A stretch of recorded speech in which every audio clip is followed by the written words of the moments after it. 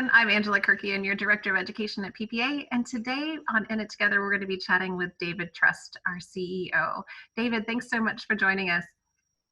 My pleasure. Did I have any choice? I don't think I had any choice, Angela. Yeah, I kind of asked him in front of the entire staff, so he couldn't say no. I felt like a kid, asking your parent if someone can spend the night. I'm happy to do it. Always happy. No, I'm excited to have you on because at PPA, we read a lot. We share a lot on leadership. We, these are discussions we have often, and we talk a lot about staying active, staying motivated, what motivates us, how to, stay in the game as leaders. And so I just thought it'd be really great to chat with you a little bit today and talk about those things that are going to help people get moving, right? Because we've been a few weeks into quarantine.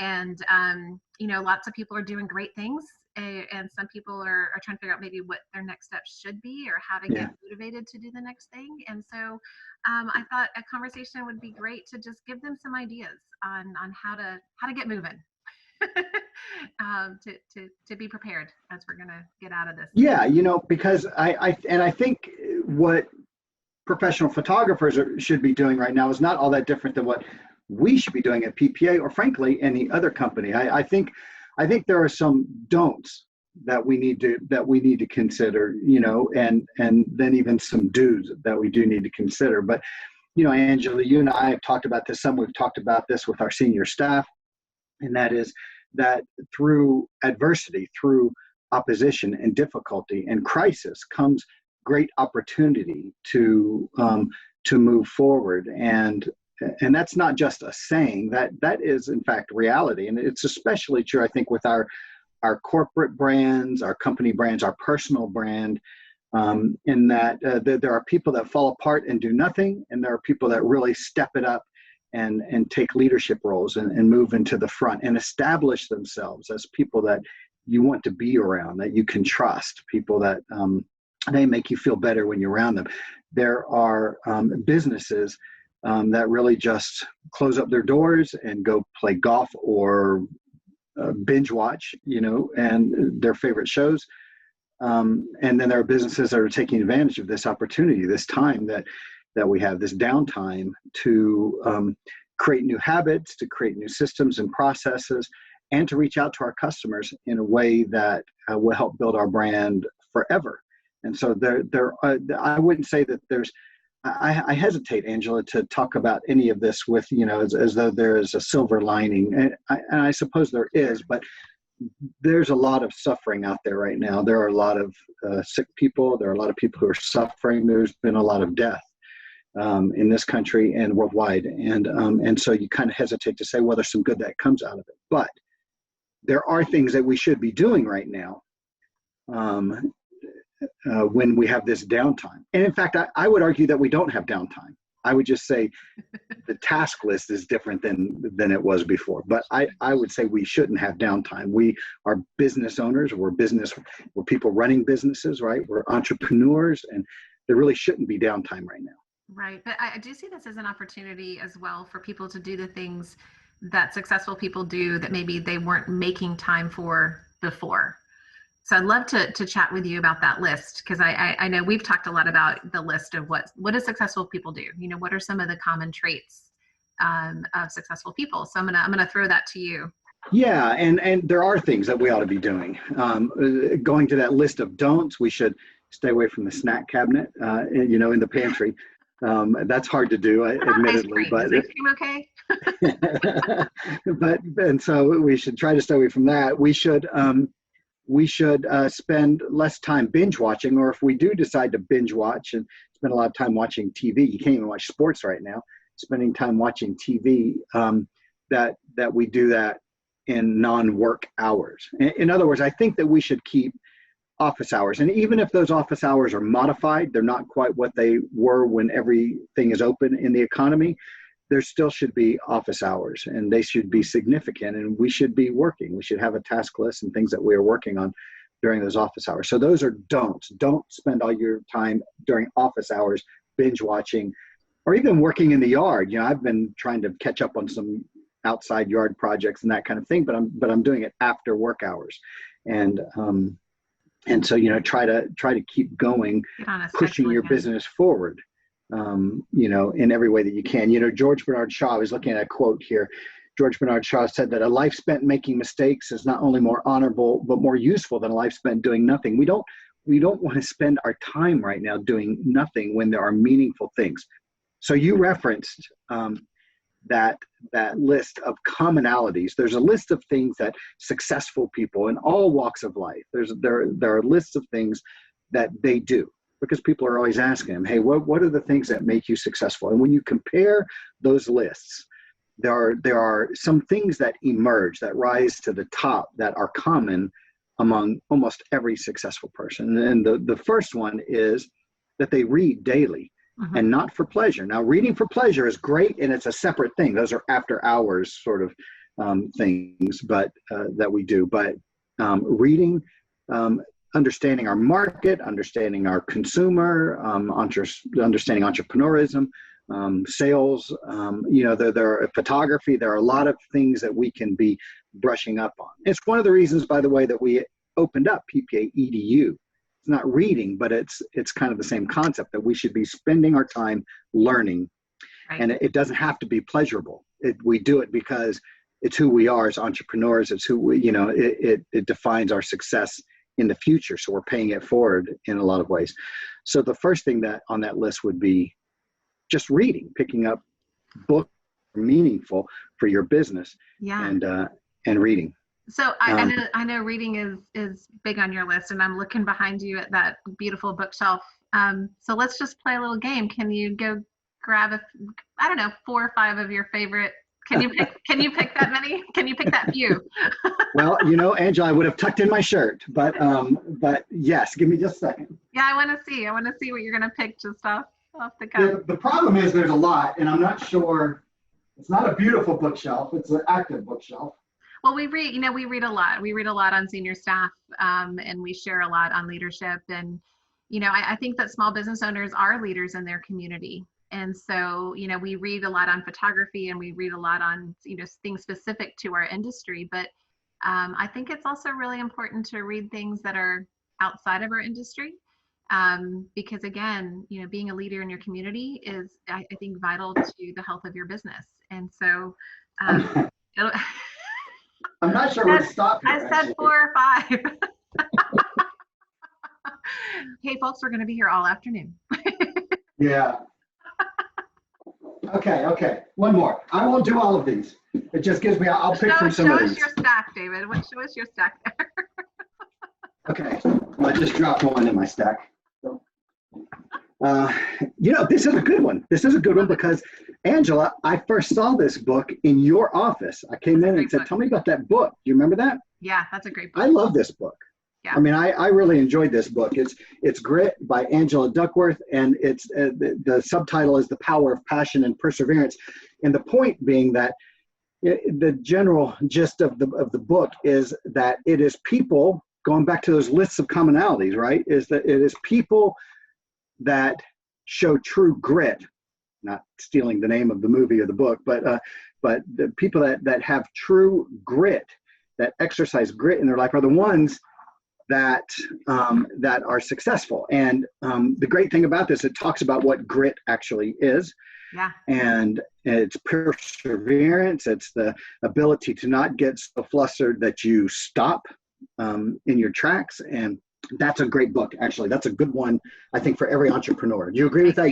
I got this book off of your desk. Absolutely. Yeah, I was reading it because I have an 11-year-old, and I just, as you're raising a boy and or children, doesn't matter, boy or girl, you want them to be instilled with important qualities like perseverance, right? And so that's originally why I picked it up, but it's such a great read for everybody. It's awesome.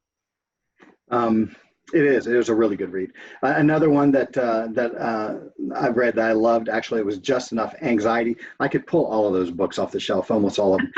Every book to me has flaws. Every author has flaws, and every book, an author has gold nuggets that are good for me. And it's my job when I read a book to find which gold nuggets I need to pull out of that book, right? Wow. And so I don't look at any author as my guru. I just look at all books as an opportunity to pick up some gold nuggets that will help me, advance my career, my job, or the company, or whatever else. This one is called Just Enough Anxiety. It's by Robert Rosen. It's a really interesting book. And the point that it makes is that the anxiety and the pressure, the stress that we feel in our job is not only natural, but it's actually good for us. It actually helps push us forward. A little bit of that anxiety keeps us motivated. It gets us out of bed in the morning. It helps us to do things. There's a great video on YouTube that we've watched as a staff about the panic monster, right? Yes. About the panic monster. And it's a great video. It's really a lot of fun. You should look at that video. Just type in panic monster and that video comes up. And the point is that the panic monster, anxiety, is not our adversary. It is our helper. It helps motivate us and get us to do the things that we don't necessarily love doing, right? There are things in our businesses that we love to do, and we gravitate to those things, and things that we don't really like to do, and we put those off. The anxiety helps us get things done that we need to, like understanding branding, and making phone calls that we don't necessarily want to make to our customers right now that we should be making. That was one of the other things. This is good. This is Jack Canfield, Mark Hansen, and Les Hewitt. They wrote a book called Power Focus. We've used this several times in the past, and it doesn't really get old for me. I think it's a great message, and that focus is sort of everything for us, right? And we can always come up with great ideas, and we can spread ourselves too thin, and we can have so many great ideas that we end up just really doing nothing. It's like everybody in a round raft and everybody has a paddle. You just go in circles, right? What is that? I have lots of Davidisms, that I regurgitate every once in a while. And one of the things you say often is focus is the twin sister of vision. Yeah, exactly. And it is the twin sister. Vision is important. Without vision, our businesses will fail. But without focus, our businesses will fail just as quickly. Yeah. And so focus is important, because focus is about focusing on the things that truly matter the most. Do big things first. So by the way, that's on the list. We only got to the first item on this list of successful I sidetracked us, sorry. No, it's good. And focus is helping us to focus on the most important things first. Do those most important things first. We tend to do it backwards. We tend to look at the things that are easiest and simplest, but are less meaningful. And we work on those things first because we like working on those, or because we want to knock those out before lunch. And then before we know it, most of our day is gone and we never got to the most important things that we need to do. Power of focus is really good, but it's also focusing in your personal life, right? It's not just about your business. It's about keeping focus and balance in all parts of your life. Okay, this is a good one. This is Bill George. We've done this book quite a bit. Also use this book, True North. I love this book. I mean, I really, really love this book because it encourages us to stay within that area that brings us happiness, mostly happiness, the most happiness. And our true north, when we get outside of our true north, then we start feeling anxiety that we can't deal with. It's when we start feeling like I have no meaning or no purpose, or we're doing things, I don't feel good about this. We lose our creativity because of that. We lose our drive. And this is a great book to read. We've read this, by the way, as senior staff a couple of times at least. I know our board of directors read it one time, at least once together. For those people who have a hard time saying no to things, I think a book like this is really helpful to keep that focus and to keep your intention where you want it, and that it's okay to say no to things that aren't going to serve you. I think that's exactly right, Angela. I do. I think that's exactly right. I'm surprised I pulled this book, actually, but I did pull it. It was interesting. I bought this book for all of my kids. This is Katie Couric, and she is the author, but she's not the author. It's the best advice I ever got, and it's lessons from extraordinary lives. And it's interesting because we're talking about this list. That's the reason I pulled it. We're talking about this list of what successful people do, and a lot of that comes out in this book. You see the commonality there, and in terms of the best advice. So it's extraordinary people throughout life. It's that's just everybody, actually. Drew Brees, Jay Leno, I saw Chris Everett, Ellen Levine, and so it's remarkable people, politicians, business leaders, entertainers, everybody, and it's the best advice they ever got. So she asked them to give, what was the best bit of advice you ever got? And it came from all different places, their parents, Nice. friends, it came from college professors, it came from coaches, it came from just different things, but it was the best advice they ever got. And there are commonalities that I think we can look at and say, yeah, that's actually really good. So it's it's a bit of a light read and a fast read, but it's a good book, actually. It's a lot of fun. Brand relevance. I don't think there is a more important issue for professional photographers than understanding what branding really is. And now is the time to be working on our brand. Right now, during this coronavirus situation that we've got going on in the world and in our communities, now is the time for us to be working on our brand. This is by David Aker, and it's talking about whether or not our brand is relevant. Do people need us? What makes our brand relevant, and what makes us stand out? What are the things that make us stand out? Harley Davidson, their brand is it's the way the motorcycle looks. It's not necessarily the way the motorcycle runs, although they're not bad motorcycles, but it's the way the motorcycle looks, and it's the sound, it's the noise of a Harley, right? The noise is part of their brand. And so what is your brand? What is your noise? What noise does your business make? What makes people look up when they're eating outside and look at you as you go by, so to speak, which is what we all do when a loud motorcycle goes by, right? We all look up. We may not be interested in motorcycles at all, but we all look up and we watch it go by.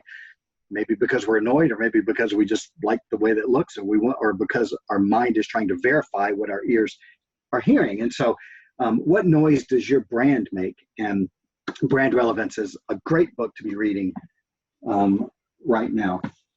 This one is called Groundswell. It's been a little bit, it's been a couple or 3 years, I think, since I read Groundswell. This one is, it's by Charlene Lee and Josh Burnoff. I would not have remembered the names of the people that wrote this book, to be honest. And I think it's about what it is that your customers are saying about you. And trust me, your customers are saying something about you. But the question is what? Are they ambassadors for you? Are they out there evangelizing on behalf of your business because of the experience that you gave them? Or are they saying, wow, she was really expensive. I like the picture that she was really expensive, or he was really expensive. If they're talking about our price, then we didn't do our job in branding, right? Because branding basically erases that by raising the bar significantly to where people are not talking about price anymore. So Groundswell is another good book, and I'll leave it at that. There's more. I can take you over to the bookshelf, and we can spend a couple hours just doing this. We're gonna revisit this. I've actually enjoyed this so much. We're gonna revisit this, and I'm gonna have you do some book reviews for EDU here as we launch our new EDU platform. I think that would be really fun. I got to tell you, but reading is that first thing on the list, and not for pleasure. Reading and not for pleasure. Not that reading for pleasure is bad. Do that in your own time, not in your company time, in your business time. And but reading is important, and you can also be reading about. You can read online. You don't have to be reading books. You can be reading online on latest surveys and things that are going on with in your market, in your community, with your consumer, what consumer expectations are. You can go on and I would encourage people, I know this does not sound fun, but go on the U.S. Census statistical pages, and they have all of the latest financial information by quarter there. And I spend time reading that every quarter, at least, looking at what we did as a society in the last quarter and where Americans are spending money. Well, look, you're a small business. You should know those things. You should know what people are spending money on, and that they are spending money on everything prior to coronavirus. And I have a hard time imagining if those habits are going to change completely when we come back out of coronavirus. I know people are saying, well, nobody has money in their pocket, but I think people are going to start spending again. whether they have money or not in their pocket. But I think they're going to start spending again, and that the economy, I think, will fight its way back from all of this. Anyway, so I think you should be reading. Maybe the next thing on the list that really, really successful people do is they build positive relationships. All successful people say that building positive relationships, meaningful relationships, is critical to their success. And quite honestly, relationships is everything about your brand. Brand is not what you look like or even what you produce. Brand is how people feel about you. It's not logical. It's about emotion. It's about feeling. And so brand is about how people feel, and building relationships determines whether or not people feel the way you want them to feel about you. Right now, if I were a professional photographer, I would be picking up the phone and making phone calls to my customers, saying, hey, I just happened. What do you do when we have to social distance, like building those relationships in this distance world that we're in right now? Yeah, I mean, I think that's a great point. And what better use of our time, right, than making those phone calls and I pick up the phone and talk to our customers and say, I was just looking through. You can be honest about it and make sure that you are looking through. But I was just looking through images from last month, last year, or a couple of years ago, and saw your family, and I just wanted to call and say, I hope you guys are doing well. I hope your family, everyone's all right, and certainly if there's anything I can do, they're going to say probably, well, thank you, we're fine. But don't say, by the way, when this is all over, I'm going to be running a discount in the fall, for some holiday. Don't talk about the sale or product at all. Don't talk about that right now, because if you want to become their family photographer, as opposed to the photographer that I just paid top dollar for to do a job, if you want to become their family photographer, then you've got to build a real relationship. And it doesn't have to be so time consuming. Right now, it can just be phone calls. In fact, it can only be phone calls because you're not allowed to go do anything else, really. Right. And so now's the time to be just making phone calls every day. Make X number of phone calls an hour. Do a little reading, do some other stuff, there, but be reaching out to people and letting them know that you care about them, because that's how you move from the photographer that I hired, for and paid money to my family photographer. Sorry, Angela, go ahead. No, I was just thinking this is also a time when I think people they're open to phone calls. Like, I feel like people miss connection right now with people. And so if there's ever an opportunity for us to be reaching out in this way, people actually, I think, want to hear from you. They want to feel connected. And so don't feel like, oh no, I can't intrude on their time or whatever. I think that people are very open right now to a quick call. I think you're right. I think there's a lot of research coming out right now, a lot of studies that are starting to emerge on people that are socially distanced, that are starting to feel stress and anxiety about not having the interaction with other human beings that they need to have, just sort of maintain those connections. And a lot of people are saying we need to stop sending so many emails right now and start picking up the phone more, right? And so I agree with you completely. I think that this is the right time and that people need it. Not only is it good for your business, but they actually need to have someone to reach out to them, and a short phone call costs us nothing. And it means a lot. It means more than people realize too. They're not going to go looking for other photographers. You know what I mean? If when they really appreciate that you just reached out to our family and just called and took a couple of minutes and said, hey, I just saw this, and how's your family doing? I hope you guys are well. Is there anything I can do?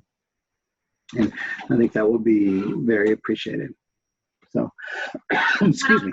What else is on that list of successful traits? Well, there's one here that it's a list of 7 actually, and one of them I'm not good at all, and I am trying to be better about, and that is getting enough sleep. I'm just not. I've never been a good sleeper, so we can work on that another time. And honestly, with coronavirus and being sheltered at home and being here, I feel like it's harder for people to sleep, or at least it is. The people I know, they're sort of reporting that it's more difficult because we're just out of a normal routine, and we're in our houses so much. I've heard a lot of people saying it's hard for them to sleep right now.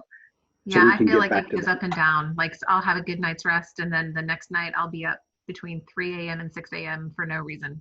And then I'll get a really Yeah, good right. night, for the next few nights. And I think it's just not being in a rhythm. It's just not being in a typical schedule,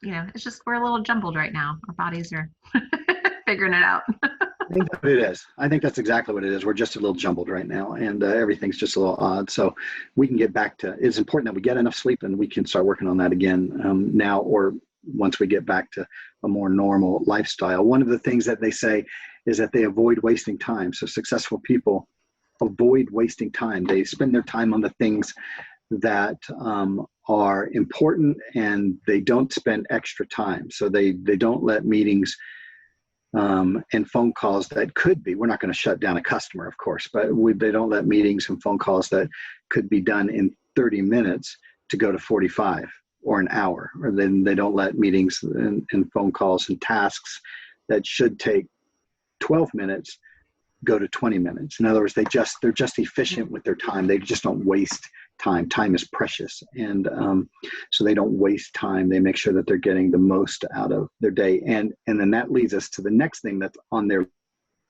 that they begin with the end in mind. That's Stephen Covey's big thing, is that you begin with the end in mind. Actually, a lot of people say that. And I think that's really important. And that leads us to the subject of visioning and having a actionable vision for our business, is that we start with the end in mind. What is it that we actually want to try to accomplish? We start with that, and then we work backwards or down, because we're building the foundation for that, and that foundation gets wider and wider and wider. And so depending on what your definition of success is, you begin with that. That is where we begin. And that's what successful people do, is they look at what it is they're actually trying to accomplish. And I think we have to be careful in what we consider success, because some people might say, well, success would be, and you can put any dollar figure to this, but success would be an extra $100,000 in gross sales this year, or $50,000, or 20, or $200,000, whatever it is. Sure. And I think that's important, but that's not how I define success.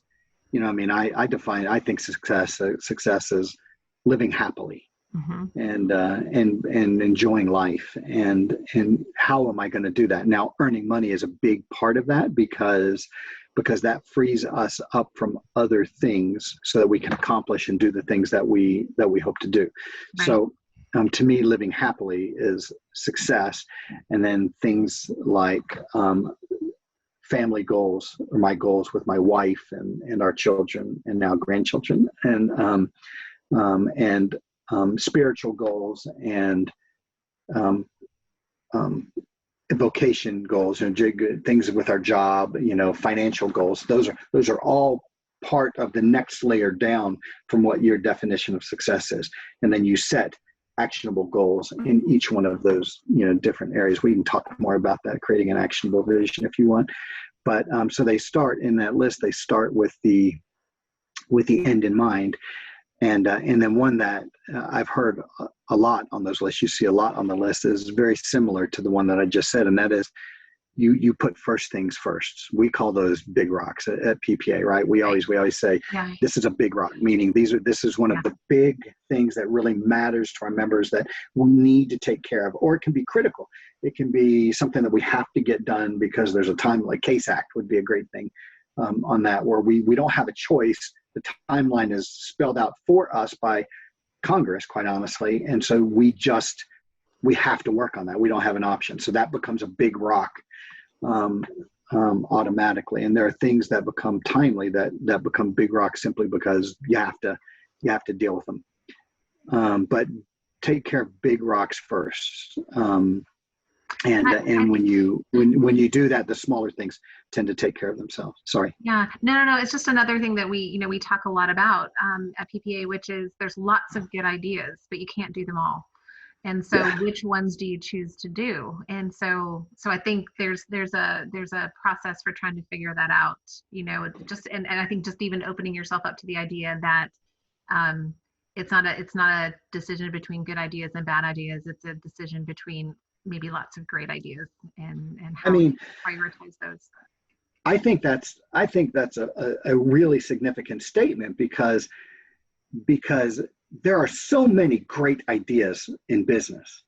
That goes back to the focus thing, right? There are so many great ideas in business that if you try to implement them all, you'll do a lot of things, but you won't do a lot of things well. You won't actually be known for doing those well. And in an experiential economy, which we are full on in now, there's no question about it. And so it's about experience. It's about customer experience. It's not even about the food at the restaurant hardly anymore. We all say it is, but the reality is we like the ambiance, we like the experience, we like the way that we interact with the staff there. And it's dangerous to say this to a group of photographers, but it's not just about the photography. It's about the way you interact with them. Right. And so there are a lot more good ideas than there are good ideas that we should implement, that we should try to implement, because it pulls us off of doing a few things really, really well. Do good things and do them well, and be known for that.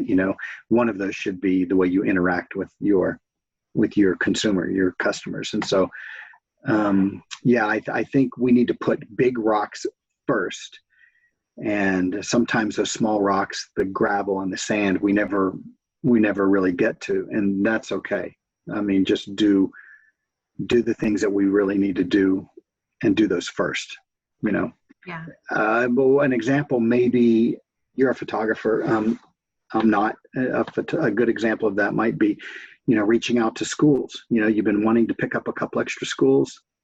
But something in your head, that negativity bias in your head tells you, you'll never get to school. They already have a photographer. Right. They already, that kind of thing. And, but it's a school that's very close to your house, school that your children go to or whatever. And the point is that if you never reach out to the school and you never start building a relationship, you have zero chance of ever picking up that school. Absolutely. As opposed to a 30% chance. But the one thing is guaranteed: if you don't try, you have zero chance.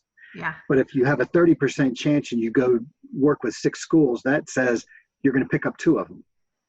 And so, or, one at least. And so we need to be going after business. That's a big rock. We're going to get you back to talk about negativity bias. I don't know. Okay. It's fascinating. It is fascinating. It's like my new favorite subject. It's fascinating. That's awesome. We definitely want to talk more about that, because I think that's one of those things that, just as small business owners, we need to be aware of, because I think once you're aware of it, you can start doing something about it. So that'll be fun. That'll be really fun. Yeah, and it's in all of us, right? Well, that's a little bit of a tease for whenever we do that next one, but it's the negativity bias is, we're born with it. It's in everybody, and some people naturally do things to shove the negativity bias into its box and to keep it out of their lives, and others don't ever understand it. And it's what you just said, because we don't understand it. Right. We don't deal with it, and it's there. It's in all of us, and it's a great topic to discuss. Awesome. I love this conversation. I think it's really encouraging. Our big message right now is just do something, right? Get up, get motivated, listen to this, read some books, all of the other things that we've listed today, and reaching out to your customers and building those relationships, and really start thinking about what your idea of success is, and what are those things that are going to help you get there. David, is there any other advice, any last thought that you would want to leave our audience with? Yeah, I mean, it would be this, and then this isn't a pep talk, because pep talks are great. I was going to say they're not very useful. I guess they're useful, but they make you feel a little bit better. But that's temporary. It's candy, sweet. It's not really anything there, right? And so pep talks are only marginally useful, to be honest. I think we're business people, we're entrepreneurs, we're small businesses, and the world feels like it's gone to heck in a handbasket. But trust me, there have been lots and lots of economic downturns and problems and wars and plagues in the past, and there will likely be some in the future. And people have emerged from those. The companies that are taking advantage of this time right now in all of those past circumstances are the ones that hit the ground running and picked up market share. So there are companies that come out of situations like this, and there's no reason why your company, your business, can't be one of those that where they have done the things that they're supposed to be doing right now, reaching out to customers, building relationships, reading, understanding your market, closing the gap. Go on PPA EDU and look at gap programming and photographic programming, of course, business, but close that gap, brush up on your entrepreneurial skills, build entrepreneurial muscle, become tougher. There are things that we can be doing right now. And if you do those things, you have an opportunity to pick up market share, not lose market share when we come out of all of this. There are people that understand that and grasp it and go with it, and there are people that never get it, and they're the ones who lose market share. And what I'm saying is, don't be one of those people. Do the things that we're supposed to be doing right now as small businesses, and we will come out of this. We will come out of this, and we'll fight our way back to the top. I believe that. I do. I believe that. I believe in our economy. So, David, thank you so much for coming on today and sharing all of this. I do think it's encouraging. I believe it is a little bit of a pep talk in the sense of it is inspiring to know that actually you have control, right? So our audience has control. They can go out and they can make these things happen for themselves. So if anything, that's what we leave you with is that you have some ways to hold on and to take control of the situation. Thank you so much for joining us, David. I really appreciate you. My pleasure. Thanks, everybody. All right. Thanks, everyone.